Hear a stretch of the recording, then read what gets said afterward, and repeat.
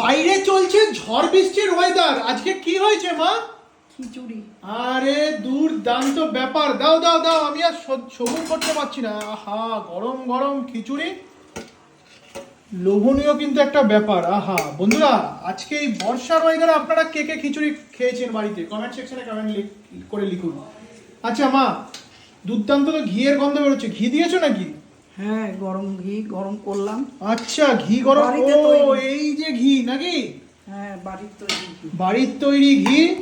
আর মা কিন্তু বেগুন ভাজা করেছে। আর এটা কি করেছো? লাবড়া তরকারি। লাবড়ার তরকারি আর বেগুন ভাজা দিয়ে হবে আজকে দুপুরের জম্পেশ খাওয়া দাওয়া। তুই তো উপর লাবড়া দিয়ে তরকারি খাস না।